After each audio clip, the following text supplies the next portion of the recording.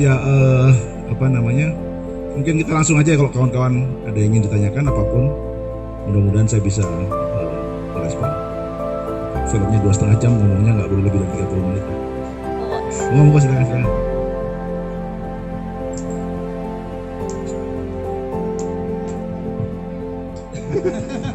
Mungkin teman-teman ada yang mau bertanya terkait film Genepan dan persoalan alam dan lain-lainnya. Monggo, kami persilakan teman-teman. Silakan disebut nama, dari mana Mas?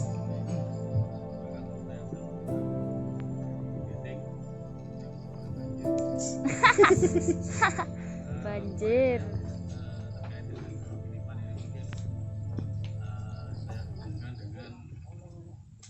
Isu yang beberapa waktu lalu didatangi oleh Ibu Menteri itu terkait dengan perhutanan sosial. Kalau di tentang ini kan berarti proyek-proyek yang dilakukan oleh pemerintah terhadap hutan. Salah satunya kan juga untuk perhutanan sosial.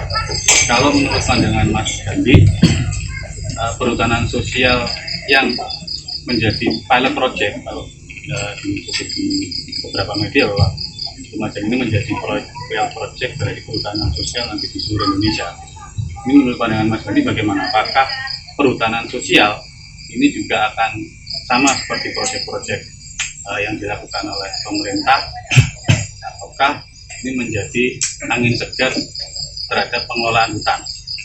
Itu yang pertama. Kemudian yang kedua terkait dengan kalau saya melihat di film Genepan ini bahwa ekologi dan ekonomi itu tidak bisa, atau pertumbuhan ekonomi itu tidak bisa sejalan.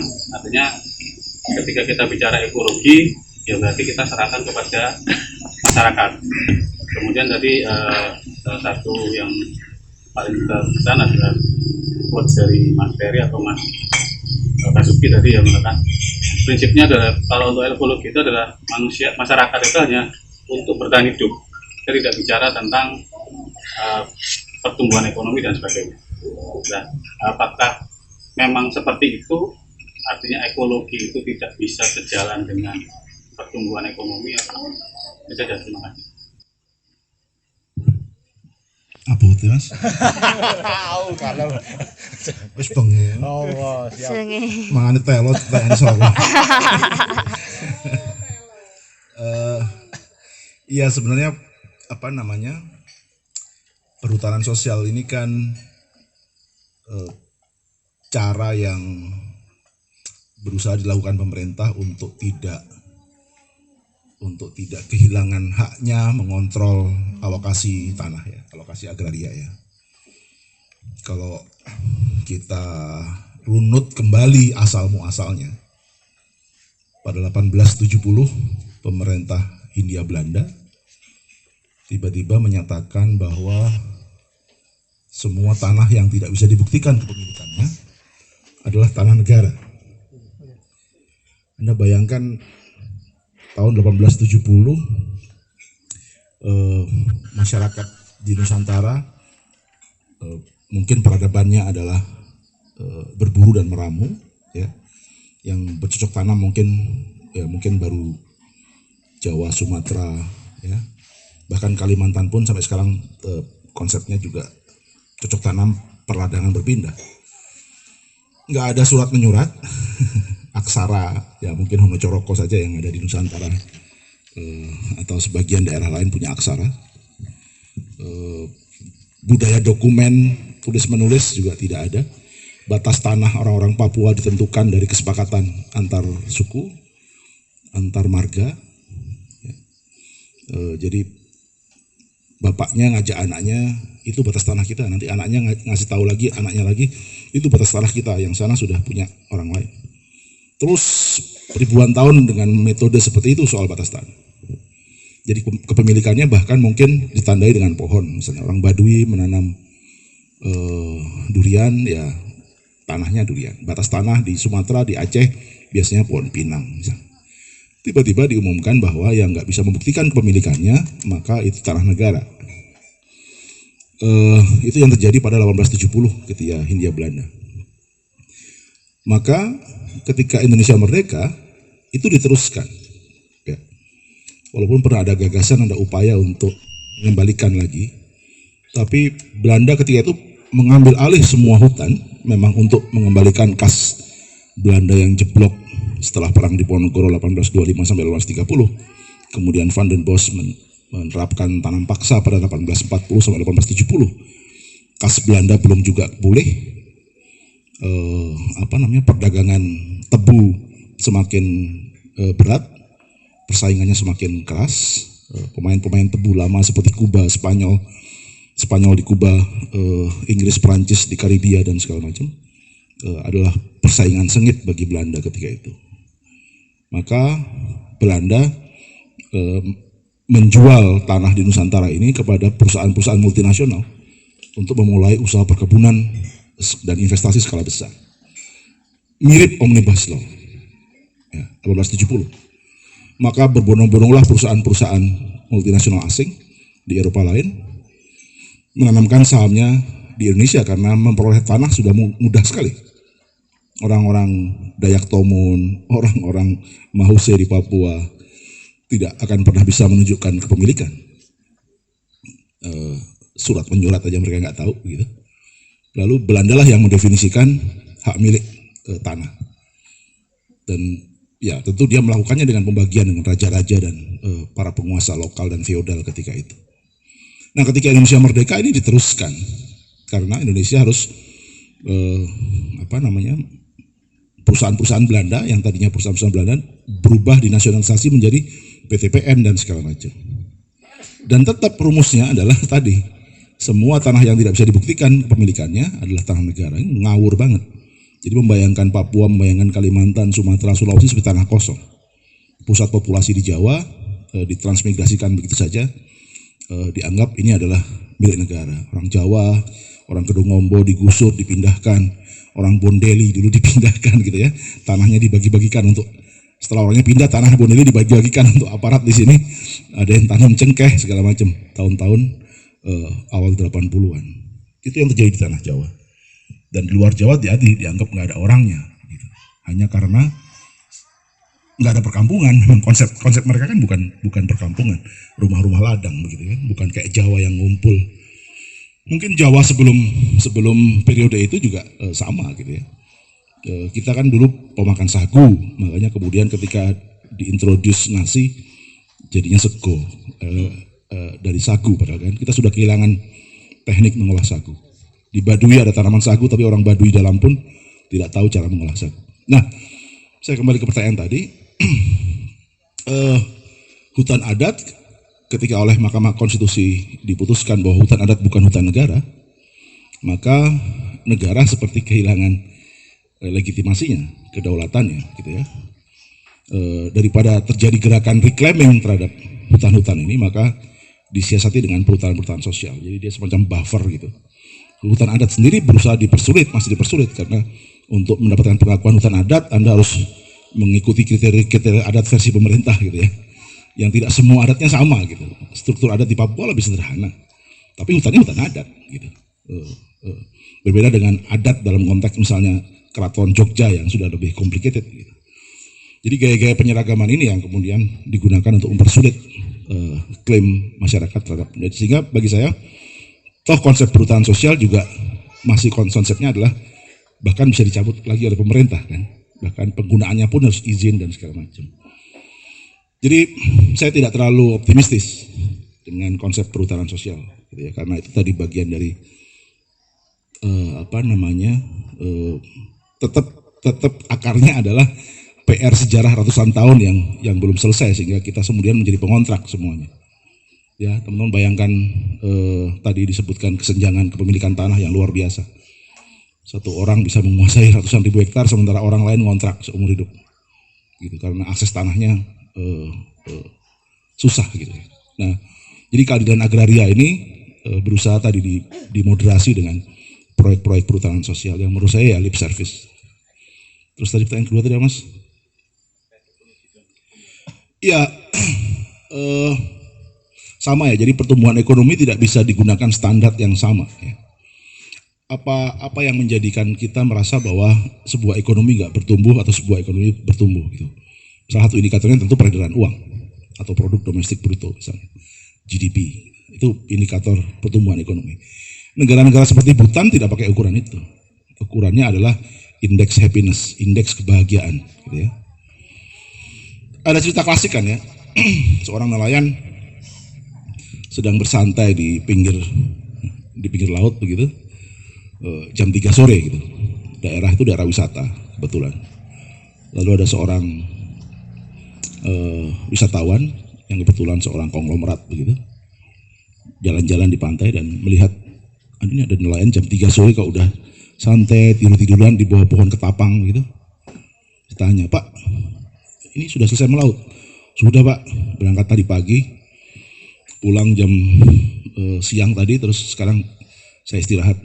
Loh, kan mestinya masih bisa melaut lagi. Karena kan masih terang ini, masih bisa bekerja lagi. Kok sudah santai begini? Untuk apa, Pak? Ya supaya bisa beli kapal lebih besar. Setelah dapat kapal lebih besar, ya supaya melautnya bisa lebih ke tengah, lebih jauh lagi, dapat ikan lebih besar lagi. Setelah itu, ya biar dapat uang lebih banyak. Nggak seperti sekarang, Bapak. Sedikit sekali dari kita yang sumurnya masih bisa direbus untuk diminum. Bahkan kita sudah tidak bisa meminum air langsung dari sumur. Ya, sedikit sekali rumah tangga di Jawa yang masih bisa, apalagi PDAM ya. Gitu. Saya kira sebagian besar dari kita sudah membeli air galon. Dan ini nggak kita anggap bencana, padahal itu bencana besar. Sesuatu yang tadinya bisa kita nikmati secara gratis, tiba-tiba harus dibeli dengan uang. Itu air itu kan vital banget, nggak ada barang lebih ekonomi dari air.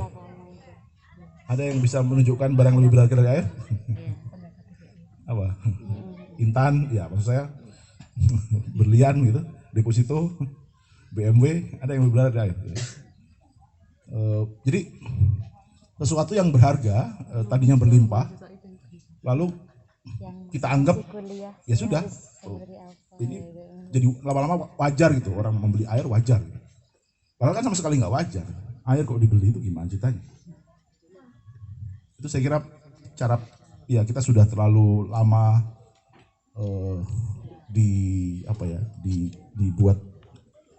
dibuat bingung gitu dengan apa yang kita alami dan kita anggap normal. Mudah-mudahan menjawab, Mas. Mohon maaf kalau terlalu panjang. Monggo yang lain, kalau ada. Itu banyak. Selamat malam semuanya. Kenalin, aku Ajeng dari Gucialit, masih mahasiswa. Yang ingin aku tanyakan ke Mas Dandi, mumpung ada Mas Dandi. Yang pertama, kita semua kan udah tahu kan, kelapa sawit ini banyak menyebabkan krisis ekologi, apalagi sekarang ditambah food estate gitu. Nah, tapi dari saya pribadi nggak pengen terjebak, menjadi orang yang terjebak meromantisasi bahwa hutan itu harus sepenuhnya dikelola oleh pengelolaan masyarakat gitu, masyarakat lokal atau masyarakat adat. Karena yang saya pernah baca juga, masyarakat lokal atau adat juga beberapa punya kebiasaan-kebiasaan buruk untuk hutan juga gitu. Nah, dari Mas Dandi selama perjalanan ini, kira-kira apa Mas yang pernah Samyan temui, permasalahan-permasalahan masyarakat adat atau lokal yang tidak sevisi dengan masyarakat adat atau lokal yang Samyan tayangkan di sini gitu. Dan ya saya juga menyetujui kalau masyarakat lokal atau adat itu yang merusak hutan ini nggak seberapa persennya dibanding dengan dari industri atau negara gitu. Nah, terus yang kedua, saya ingin tahu pendapat dari Mas Dandi sendiri, kira-kira kelapa sawit ini bisa nggak sih, ada nggak sih harapannya perusahaan industri kelapa sawit yang sustainable, karena juga didukung ada RSPO gitu kan, itu. Terus yang ketiga, ini aja sih, mungkin ada saran-saran, karena kan mungkin di sini juga banyak yang masih mahasiswa gitu. Kira-kira apa selain kita bisa menyuarakan gitu, kita juga bisa ambil bagian dari di sisi yang mana gitu, menurut pandangan Mas Dandi saja gitu. Terima kasih. Sama. Itu panirawan ya. Betul ini pertanyaan.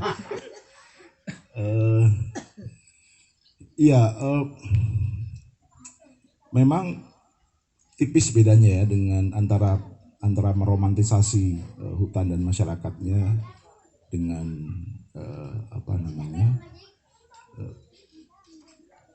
cara pandang kita yang memang esensial bahwa orang tergantung dengan hutan begitu ya. Bahwa di banyak tempat masyarakat juga melepas hutan, bahkan menjadi bagian dari logging, aktivitas logging. Iya, gitu ya. Tapi itu sesuatu yang distimulasi dari luar, dari eksternal. Di Kinipan juga yang tebang-tebang ulin juga ada warga lokal. Gitu. Tapi biasanya yang saya temui memang mereka yang sudah atau sedang bertransformasi. Mereka yang sudah mulai meninggalkan perladangan, ada yang sudah menjadi buruh begitu ya. Biasanya mereka yang sudah kehilangan ikatan dengan tanahnya, biasanya adalah orang-orang lokal yang menjadi teman bagi perusahaan atau korporasi untuk melakukan eksploitasi hutan. Jadi tidak hitam putih gitu petanya gitu. Tapi tadi mereka yang memang benar-benar masih tergantung, ya tidak ada alasan untuk melepaskan hutannya gitu ya. Ini sama dengan orang Bajo, suku Bajo, dan kisahnya dengan para nelayan Bugis misalnya. Nelayan Bugis sudah modern dalam tanda kutip ya, sudah modern gitu. Nelayan Bajo masih sangat tergantung dengan keberadaan terumbu karang mereka gitu. Lalu begitu nelayan Bugis mengenal bom ikan begitu, orang-orang Bajo kemudian ikut mencoba gitu ya. Padahal terumbu karang yang sehat bagi orang Bajo adalah suplai ikan. Karena mereka perahunya tradisional dibandingkan orang Bugis yang sudah menggunakan mesin dengan PK tinggi dan mereka bisa menjelajah lebih jauh begitu. Di banyak kasus seperti yang pernah saya survei untuk film The Bajau misalnya, orang-orang Bajo juga sudah menggunakan bom ikan begitu. Yang menurut pengakuan mereka juga mereka belajar dari para nelayan Bugis. Jadi proses perubahan interaksi selalu ada. Masyarakat adat pun bertransformasi. Yang saya tekankan adalah apakah prosesnya terpaksa, dipaksakan atau menjadi bagian dari kesadaran mereka. Itu yang mungkin perlu dikaji gitu ya. Kalau dalam skala seperti yang kawan-kawan tonton di Kinipan, di Asimetris atau di Sexy Killers, yang terjadi adalah sebuah pemaksaan. Mereka tidak dibiarkan dalam pilihan bebas untuk mempertimbangkan apakah mereka akan mengambil jalan ekonomi A, jalan ekonomi B, atau jalan ekonomi C. Di Papua yang terjadi adalah ketika hutannya sudah habis dan mereka lepas sendiri juga, mereka kemudian menjadi buruh sawit, bekerja menjadi buruh sawit. Yang tadinya, dan itu sebuah perubahan peradaban yang ekstrim. Tadinya karena hidup dari hutan, mereka nggak mengenal jam kerja kan. Ya jam kerjanya sesuai dengan jam alamiah. Kalau jam keluar babi, mereka sore misalnya mereka akan berburu sore gitu. Atau malam jamnya kasuari keluar ya mereka akan berburu kasuari gitu. Pangkur sagu ya bisa siang hari, nggak harus pagi hari. Tapi begitu mereka bekerja di perusahaan sawit, mereka harus absen jam 8 pagi. Atau bahkan ditunggu oleh kendaraan jam 7 pagi gitu, atau bahkan ada yang setengah 4 pagi gitu sudah ditunggu. Itu sesuatu yang tidak pernah mereka alami, sehingga lama-lama mereka sering telat gitu. Begitu sering telat paling 3 bulan, 4 bulan sudah dipecat. Jadi hutannya sudah hilang, jadi buruh juga nggak survive. Jadi buruh perkebunan. Apa apa yang terjadi Merauke luar biasa sekali. Kemiskinan itu luar biasa sekali di Merauke. Ya, walaupun di sisi lain kota Merauke tumbuh glamor gitu karena ada ekonomi ekstraktif dengan perusahaan-perusahaan besar di sana. Tapi slum, daerah-daerah slum itu apa? Dalam tanda kutip ya, daerah kumuh itu luar biasa gitu. Karena sudah banyak yang kehilangan hutannya, kemudian bekerja menjadi buruh angkut di pelabuhan, di kota. Dan mereka nggak survive karena mereka tetap akan kalah bersaing dengan para pendatang yang lain yang sudah lebih dulu hidup dalam jadwal industri. Bangun pagi, absen, siang istirahat, sore pulang, Sabtu Minggu berlibur. Itu kan nggak ada dalam konsep masyarakat hutan. Hari libur, hari besar, cuti, itu kan kita gitu kan. Jadi apa namanya tadi transformasi yang dipaksakan. Lalu yang kedua tadi Mbak. Kemungkinan ada nggak sih harapan kelapa sawit ini yang sustainable? Okay. Yang sustainable. Saya pikir semua tanaman kan tidak berdosa ya. Ya. Yang menjadi masalah adalah ketika sawit itu 16 juta hektar gitu. Sawah aja cuma 7 juta hektar. Gimana kita nggak impor beras, tapi swasembada sawit. Ya, gimana sawitnya 16 juta hektar, sawahnya cuma 7 juta hektar, orang kita tiap hari makan beras, malah lahannya lebih sedikit daripada sawit. Jadi masalahnya pada skala ekonomi, tanamannya sendiri tidak ada masalah. Sama tebu juga begitu kan di era kolonial. Ekologi kita kan hancur pertama karena perkebunan tebu di masa Hindia Belanda. Ya, karena itulah yang menghidupi Eropa. Gitu ya. Apakah bisa sustain? Bisa kalau skalanya tidak harus meminyak sawiti seluruh dunia. Problemnya kan karena kita ingin seluruh dunia pakai minyak sawit, padahal minyak kan nggak hanya sawit. Ada kedelai, ada rapeseed oil tadi, ada bunga matahari gitu ya. Ada banyak minyak nabati. Tapi kalau diseragamkan, kalau 7 miliar orang ini harus minyak goreng yang sama dari sawit, harus sampo dan sabun yang sama dari sawit, korbannya ya semua yang ada di daerah tropis, semua hutan tropis, Amazon, Indonesia. Ya karena untuk mencukupi dunia nggak masuk akal kan gitu. Itu yang jadi problem, gitu. Bukan soal sawitnya. Jadi berkelanjutan itu hal nomor 2. Nomor satunya adalah apakah benar seluruh 7 miliar orang ini harus pakai minyak sawit? Apalagi nanti akan digunakan untuk kendaraan, untuk bensin, B30, B40, B100 bahkan, buat campuran solar, buat campuran aftur. Jadi itu problemnya, mau ada sustainable seperti apapun kalau tadi 7 miliar harus dari sawit, ya selesai hutan kita. Jadi skalanya yang jadi problemnya. Ketela ini pun kalau 16 juta hektar juga bermasalah. Tidak memberikan ruang kepada yang lain kan, monokultur. Singkong juga kalau 17 juta hektar juga kiamat gitu. Jadi dominasi saja yang jadi persoalan. Jadi keragamannya hilang. Keragamannya hilang. Kita kan juga protein kita makin nggak beragam kan? Siapa yang masih makan belut di sini? Nggak ada. Siapa yang masih makan burung dara? Kasihan banget. Mereka makan kura-kura itu tadi. Siapa yang masih makan ikan water di sini? Oke, 2-3 orang karena masih ada sungai. Mulai bisa. Siapa yang masih makan keong? Sudah nggak ada. Protein orang Lumajang apa?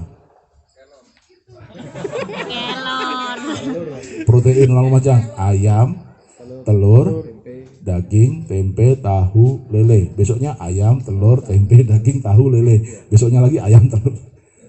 Gila, proteinnya terbatas banget, kasihan banget. Hidup apaan itu? Itu pun semua produksi massal. Ayamnya ayam pedaging yang disuntik untuk memperbesar pertumbuhan hormonnya. Telurnya juga telur dari bahan diproduksi secara massal dengan pakan non organik. Ya. Kedelainya juga kedelai GMO, ya, rekayasa genetika supaya bisa besar dan berkembang banyak. Tempe tahu pakai kedelai GMO. Jadi apa artinya? Hidup semu sebenarnya kita sih ya. Kita bekerja supaya bisa dapat duit untuk memenuhi kebutuhan hidup yang terus dibikin tergantung gitu. Nggak ada yang gratis. Supaya kita tetap bekerja. Karena begitu kita menikmati air gratis, belut tinggal ngambil di belakang karena alamnya masih bagus. Kita nggak akan mau tuh cukup masuk jam 7 pagi pulang jam 5 sore. Nanti aja Pak, saya kerja 3 jam aja. Ini yang nggak disukai kapitalis gitu. Maka kemudian keluar narasi pemalas apa segala macam. Orang Papua disebut pemalas. Sudah di titik mulai SMK itu. Iya betul. Jadi semu gitu. Jadi kita dibikin susah dulu supaya kita jadi semangat gitu. Padahal ada orang yang milih saya nggak mau susah dulu untuk bisa semangat. Semangat kerja, semangat menuntut ilmu, semangat menuntut skill meningkatkan skill gitu. Itu karena kita dikepung oleh kebutuhan yang nggak pernah habis. Dan itu yang tidak diinginkan oleh masyarakat tadi. Mereka tidak ingin meniru kita. Mereka tidak ingin meniru teman-temannya di Jawa ini yang sudah kebelangsak. Mereka tidak ingin diperbudak oleh waktu, mereka tidak ingin diperbudak oleh target, mereka tidak ingin diperbudak. Mungkin Anda tanya, hidup apaan itu? Yang tidak punya target. Ya karena otak kita dari sekolah udah di standar kan ya. Kita belajar ilmu yang sama, belajar teori yang sama, belajar buku yang sama. Kalau teman-teman nonton, ini mungkin agak terdengar miris ya sebenarnya. Kalau nonton di YouTube ada Panglima Jilah itu, komandan pasukan merah Dayak Tomun yang tadi ada di film. Dia sudah bilang itu berhentilah orang-orang dari seberang itu memenuhi Kalimantan, maksudnya kita.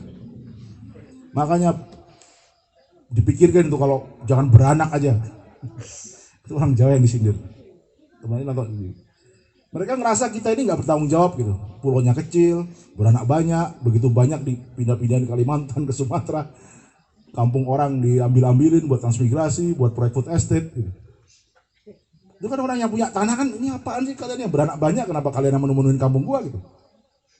Sama kalau kita sensitif dengan TKA dari Cina misalnya. Makanya jadi negara jangan 2 miliar penduduknya. Iya kan? Sama orang Sumatera, orang Kalimantan, orang Sulawesi, orang Sumatera, Papua ngelihat kita orang Jawa itu juga begitu.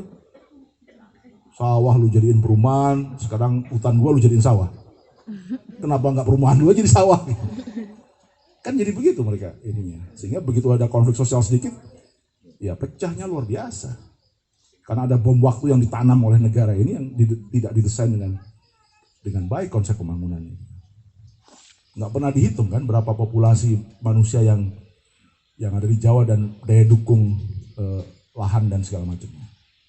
Bahwa manusia berpopulasi adalah alamiah katakanlah, ya maka ya kan, konsekuensinya orang Jepang, orang Singapura, orang negara lain juga tumbuh penduduknya. Jadi mereka melihat kita ini orang-orang di Jawa ini sudah kehabisan hutan, gitu ya. Alamnya sudah rusak, air sudah beli, terus beranak banyak, penduduknya terus besar, terus dikirim-kirim keluar Jawa dan segala macam dengan atas nama toh semua wilayah negara Indonesia, toh semua NKRI. Itu karena kita yang udah gak punya tanah ngomong begitu. Yang punya tanah kayak orang Papua, enak aja lu ngomong NKRI. Gue yang punya hutan lu yang ngomong NKRI gitu. Ya kan? Jadi kita yang egois karena kita emang butuh, sama dengan orang Hindia Belanda dulu kan, orang Amsterdam. Sudah nggak punya resource, hutan Eropa sudah habis, mereka ekspansi ke negara-negara yang pemilik hutan, buat tanam tebu, cengkeh, sebelumnya pala, datanya kolonialisme itu, rempah-rempah, ya. Jadi sejarahnya selalu begitu dan teman-teman perhatikan penjajahan atau semua tragedi kemanusiaan akibat penjajahan selalu untuk barang-barang yang sebenarnya nggak penting-penting amat. Apa yang harus dilakukan? Saya contoh ya. Sutra. Orang bisa hidup tanpa sutra nggak? Bisa. Apa yang terjadi tapi? Itu imperialisme Kubilai Khan. Itu karena sutra. Jalur sutra, perdagangan sutra. Penjajahan yang dimulai Portugis dengan rempah-rempah, pala, dan segala macam. Kita bisa hidup nggak tanpa itu? Bisa. Orang Eropa genit aja itu. pengen cobain sesuatu yang tidak bisa tumbuh di halamannya sendiri. Ya gimana, di Eropa nggak bisa tumbuh cengkeh, nggak bisa tumbuh pala, tapi rasanya enak. Pedagang-pedagang Arab membawa dulunya. Begitu kapal ditemukan, teknologi pelayaran ditemukan, kompas ditemukan, mesiu ditemukan, nggak usah beli sama orang Arab, kita cari sendiri di mana sumbernya itu. India, apa namanya, Banda Neira, Ternate, gitu. Datanglah gelombang pertama itu, Spanyol, Portugis. Lalu gula, soal-soal sepele banget. Spanyol mengokupasi Karibia, ya. Tanam tebu di sana. Belanda bikin tebu juga di Indonesia kan, perkebunan tebu. Teh, kopi, bisa hidup semua nggak orang Eropa tanpa itu? Bisa. Pemanis kan nggak hanya gula, stevia. Setiap peradaban punya pemanisnya. Jadi penjajahan terjadi hanya karena komoditas gula ini, padahal bukan makanan pokok. Sekarang sawit. Emang sebelum ada sawit orang Eropa nggak bisa hidup atau orang Amerika bisa hidup? Bisa. Semua bukan barang primer. Jadi penjajahan, kolonialisme, tragedi kemanusiaan, perang terjadi untuk perburuan barang-barang yang sebenarnya bukan barang pokok. Jadi nggak benar kalau wah manusia itu konflik karena perebutan untuk makan, nggak juga. Untuk hiburan, gula kan manis, untuk rekreasi aja. Ya, itu rempah-rempah itu juga untuk kue, untuk farmasi, gitu ya. Jadi kalau itu tidak terjadi perdagangan pun mereka bisa hidup semua kok, kita bisa hidup semua gitu. Beda ceritanya kalau misalnya penjajahan dilakukan karena tanahnya sudah nggak bisa nanam singkong atau padi. Dalam sejarah peradaban manusia nggak pernah terjadi itu konflik gara-gara sesuatu yang pokok yang kalau nggak dibikin pasti mati. Kalau kita nggak jajah pasti mati. Nggak ada tuh. Coba ada yang nggak punya referensi? Imperialisme, penaklukan yang dilakukan terpaksa. Kalau nggak mereka mati. Atas komoditas apa coba? Nggak pernah ada. Tapi ini akan terjadi. Air. Itu Mesir sama Ethiopia sudah gontok-gontokan karena sungai Nil dibendung di Ethiopia. Terus Thailand, Laos, Burma, Myanmar udah marah sama Cina karena sungai Mekong dibendung di Cina. Nah, itu konflik yang vital. Jadi baru kali ini menurut saya potensi konflik yang besar karena hal yang esensial. Sepanjang sejarah manusia nggak ada yang esensial. Dalam skala seperti imperialisme rempah, imperialisme tebu, sekarang imperialisme sawit. Belum pernah ada skalanya. Jadi betapa anehnya Homo sapiens ini. Sesuatu yang rekreatif, makan gula, nyobain pala rempah, atau goreng pakai minyak sawit. Tapi ongkosnya mahal banget. Nggak cuma ekonomi, ekologi, HAM, dan segala macam. Ini menurut saya renungan kita bersama, ya sesuatu yang besar melampaui kita untuk dipikirin. Ya, rumusnya juga saya juga nggak tahu gitu, tapi intinya kita berani berpikir besar aja dulu gitu supaya tadi nggak gampang dinabobokkan gitu ya. Kalau ditanya apa yang bisa dilakukan kawan-kawan, saya pikir sekarang gerakan-gerakan lokal itu justru makin relevan ya. Menguatkan pertahanan di komunitas masing-masing ya. Selama pandemi juga banyak kawan-kawan yang menggunakan lahan rumahnya untuk mulai berkebun, jadi punya ikatan emosional aja dulu dengan sesuatu yang diusahakan sendiri gitu ya. Tidak hanya berkebun, segala yang bisa diusahakan sendiri sekarang menjadi berguna gitu ya. Kalau kemudian sudah memperkuat komunitas masing-masing ya, kalau sedang ada gerakan-gerakan sosial besar seperti kemarin Omnibus Law, undang-undang KPK, reformasi di korupsi ya kita bersolidaritas gitu, menunjukkan bahwa teman-teman yang di daerah mana-mana mereka tidak sendirian. Seperti kalau ada peristiwa seperti di Kinipan ya teman-teman mungkin kalau ada kesempatan, apalagi sekarang di media sosial kita bisa berekspresi, bersolidaritas lewat apa yang kita bisa. Itu sih menurut saya. Sorry kalau ngelantur panjangnya. Terima kasih, cukup menjawab, sangat menjawab. Terima kasih Mas. Wes arek. Satu lagi. Satu lagi ya. Satu. Nama saya Lydia, Mas. Pertanyaan saya tidak berat-berat kok, cukup ringan saja kok. Dalam reforma agraria muncul adanya istilah alih fungsi. Dan ujung-ujungnya alih fungsi yang terjadi di lapangan, alih fungsi itu sangat merugikan masyarakat sekitar. Justru hal ini dilegalkan oleh pemerintah dengan dukung pemerintah. Kalaupun ada jawaban, apa yang bisa dilakukan masyarakat agar alih fungsi itu bisa berjalan sesuai dengan aturan yang ada. Terima kasih. Apa bingung saya, Bu? Ya, kalau konteksnya misalnya tadi ya, alih fungsi wilayah-wilayah kelola gitu ya. Saya pikir itu terkait dengan uang sering diputuskan tidak mempertimbangkan pendapat dari bawah, walaupun kita punya musrenbang. Tapi musrenbang itu kan jadi formalitas ya. Kita ngomongin apa, besok kebijakannya apa gitu ya. Kalau teman-teman bisa cek mungkin apa sih yang dibicarakan oleh warga di musrenbang di sekitar tapak penambangan pasir misalnya, mungkin nggak nyambung dengan apa yang sedang terjadi gitu. Apa sih yang disampaikan oleh warga saat musrenbang di daerah-daerah yang dilintasi oleh lalu lintas pengangkutan pasir misalnya, mungkin juga berbeda. Intinya sih menurut saya setiap orang seharusnya berhak memutuskan tata ruangnya sendiri.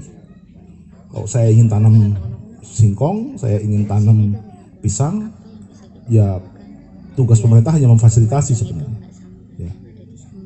Tidak memutuskan tata ruang atau alih fungsi apapun dengan sepihak. Ya contoh klasik yang mungkin bisa kita lihat kan di Ranupane misalnya. Pemerintah dengan program 10 Bali Baru ingin menggeser pertanian kentang ke pariwisata seperti di Ngadisari di Probolinggo. Tapi mungkin masyarakat Ranupane sendiri tidak menganggap pariwisata itu hal yang pokok, bisa sampingan gitu kan, karena kentang masih sangat dominan gitu kan. Bahwa lama-lama pertanian kentang ini akan habis karena pola pertanian yang tidak ramah lingkungan, tidak membangun teras iring, sedimentasi yang sangat kuat begitu. Solusinya bukan ke pariwisata, solusinya adalah diberikan asistensi, diberikan bantuan agar pertanian kentangnya lebih bertahan lama, bukan malah didorong supaya lebih cepat ketemu padas sehingga segera mau beralih ke pariwisata. Nah, alih fungsi seperti itu yang program top down gitu ya, bukan program yang atau gagasan yang digali dari masyarakat. Jadi sekali lagi bagi saya sih memperjuangkan musrenbang itu seserius ya, perlu seserius itu sebenarnya ya, dari mulai bawah dan ya kita tidak bisa memastikan bahwa aspirasi itu memang akan selalu menjadi patokan desain pemerintah gitu, karena kita sama-sama tahu bahwa hari ini ya tadi seperti dilihat di film, kebijakan tata ruang, desain kebijakan politik, ekonomi selalu didrive oleh kepentingan para pemodalnya. Dan kalau dulu pemodal mempengaruhi pemerintah untuk membuat kebijakan, sekarang enggak. Pemerintahnya ya pemodal itu sendiri. Ya, 55% anggota DPR pebisnis. Anda harapkan undang-undang apa yang dihasilkan oleh para pebisnis? Saya pikir sama dengan ketika VOC bisa punya tentara sendiri, jadi kamar dagang mengendalikan sebuah negara namanya Hindia Belanda gitu ya, menguasai banyak kerajaan gitu ya. Sehingga VOC itu kan perusahaan ya, dia bisa punya perjanjian dengan Raja Mataram, dia bisa punya perjanjian dengan Raja Banten gitu. Jadi sebuah perusahaan bisa sama kuatnya, bahkan lebih kuat daripada sebuah negara yang bentuknya kerajaan. Hari ini bentuknya berbeda lagi. Korporasi sudah menjadi pengambil kebijakan. Mereka tidak lagi mempengaruhi pemerintah, tapi mereka lah pemerintah. Jadi mereka ada di partai, mereka ada di DPR, mereka ada di kabinet, mereka menjadi presiden. dan ya sudah bisa ditebak kebijakan apa yang akan dihasilkan dari komposisi seperti itu. Makanya aspirasi masyarakat menurut saya sering mengatakan di mana-mana bahwa kalau kita kalah di level kebijakan, kita nggak boleh kalah di level lapangan. Itu yang dilakukan oleh orang-orang Dayak Tomun. Mereka mungkin kalah di urusan surat menyurat, legal-legalan, hukum-hukuman, aspek hukum, tapi di lapangan mereka tidak kalah. Itu ya sih pesannya. Terima kasih. Terakhir Wardah.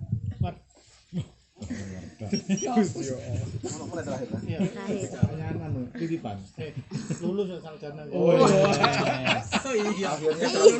Iya ya. Padahal takon. Lulus sarjana. Alhamdulillah. Terima kasih, Mas. Sedikit curhat. Kemarin kan rumah sempat kebanjiran. Terus lihat di sini tuh miris juga kan.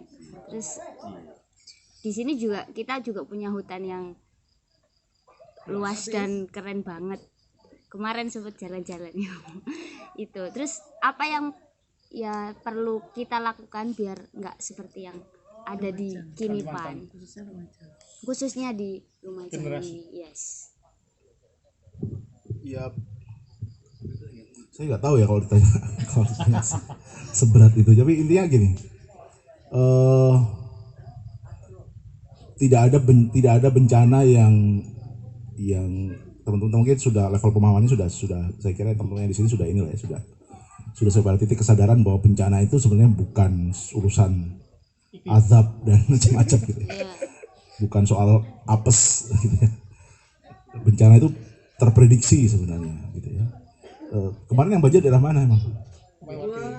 Beting, Selak Besuki, ya Kota Renon itu. Iya, sekarang semua baru ya, banyak hal-hal baru yang terjadi. Siklon Seroja itu memang tahun 73 pernah terjadi. Tapi ya ingatan kita nggak di sekolah nggak diajarkan ya orang. Yang cerita Sodom dan Gomora dari agama gitu ya, daripada bencana siklon Seroja gitu tahun 73 gitu, ya kan. Di sekolah kurikulum muatan lokal mungkin tidak pernah diceritakan lagi tuh banjir Bondeli 82 misalnya, di mana aja jalurnya. Sehingga ya pengetahuan itu nggak kita miliki lagi padahal nggak lama gitu. Mestinya itu kan harus diawetkan sehingga ketika orang membuat bangunan, menentukan lokasi, pemerintah membuat tata ruang, ada referensinya begitu. Berarti kesalahan tata ruang berarti Mas? Iya, kombinasi banyak gitu, termasuk itu gitu. Kayak misalnya tadi gempa sore tadi kan. Iya. Itu Malang itu kan pertemuan banyak sesar gitu, di Malang. Dan megatrust pesisir selatan Jawa itu akan terus menjadi ancaman sama dengan Mentawai di Sumatera Barat.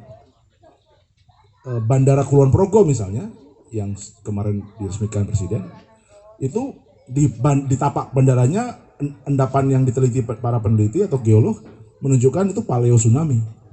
Artinya kalau terjadi tsunami dulu pernah ada tsunami yang nyampe di situ endapannya.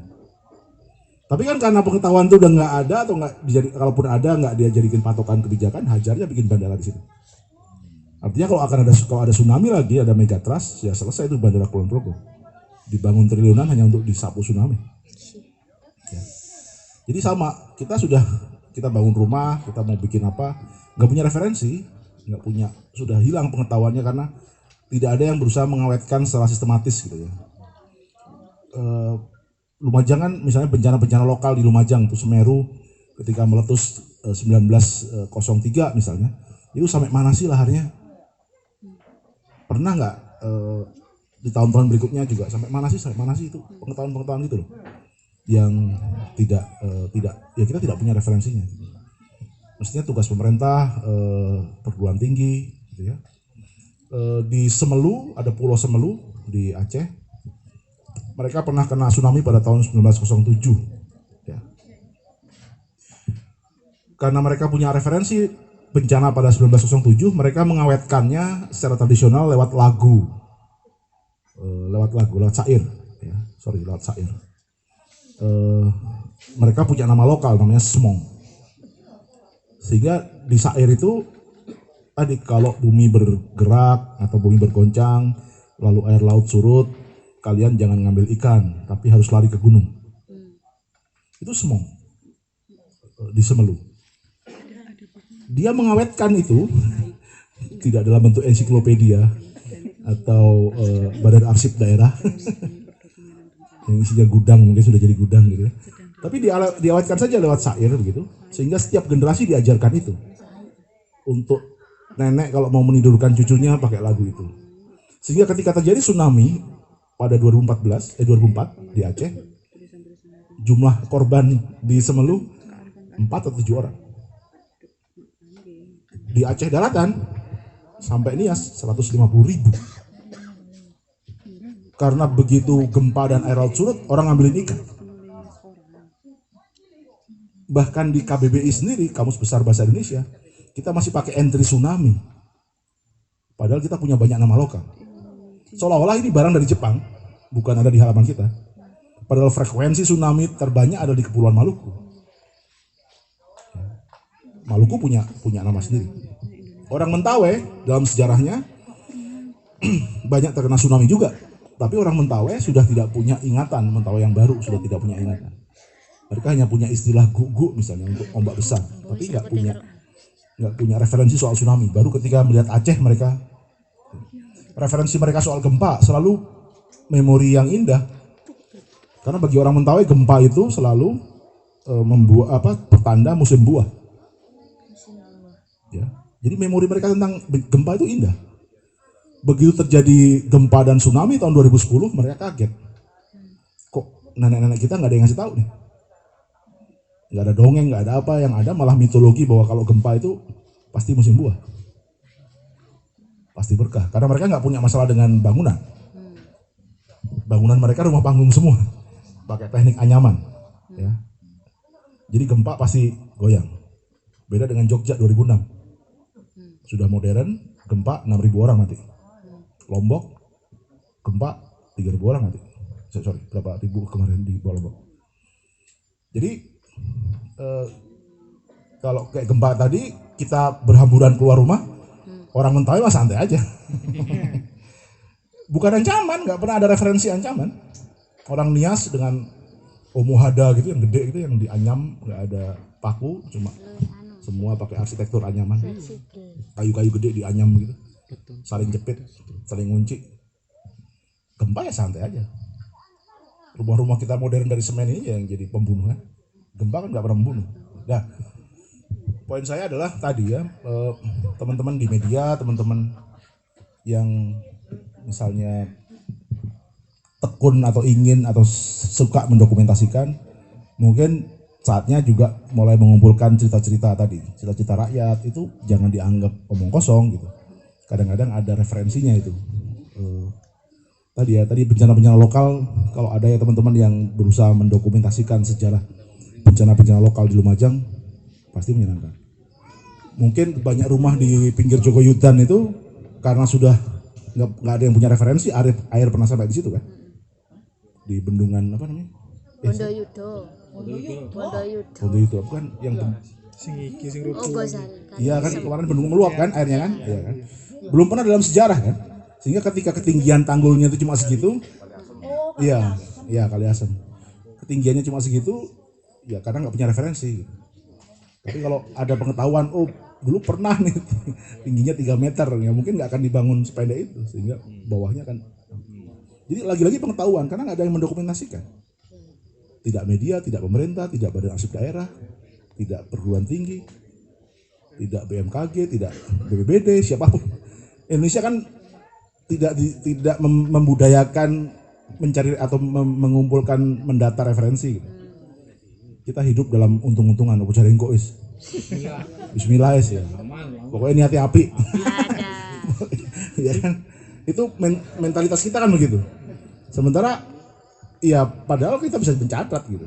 Bisa dalam bentuk syair, lagu, puisi, dokumen, film, buku, macam-macam. Nah, instrumen pengetahuan ini harus dibikin dulu sebelum kita ngomong mitigasi. Kalau pengetahuannya nggak ada, mau mitigasi apa? Referensinya nggak ada gitu. Ya sama kayak tadi, dalam Kamus Besar Bahasa Indonesia, tsunami adalah gelombang besar mbahmu tidak di Jepang.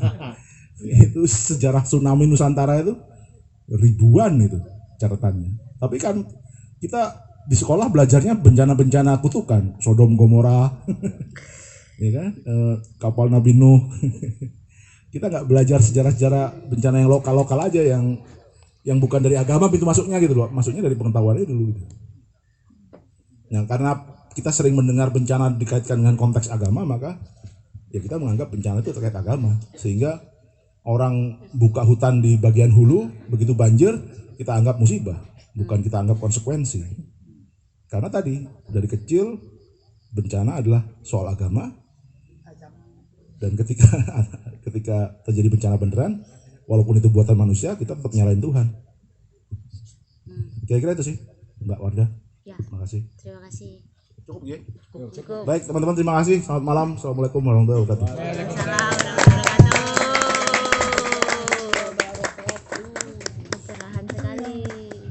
Ya, terima kasih atas masukan dan wejangan Mas Dandi kepada generasi Lumajang dan teman-teman ini yang selama ini mungkin masukan-masukan ini hal yang baru yang selama ini kita tidak dapat di pendidikan formal ataupun pergaulan kita. Ya, kita ucapkan kepada Mas Dandi terima kasih atas waktu dan berkenan mau bergabung dengan kami dalam diskusi film Genepan. Dan kita ucapkan terima kasih kepada Warkem dan Jagung. Sorry. Kita ucapkan terima kasih ke Kepercer yang support teman-teman Jagung. Dicoret sama guys. Saya ucapkan wabillahi taufiq. Assalamualaikum warahmatullahi wabarakatuh. Mohon maaf Kepercer.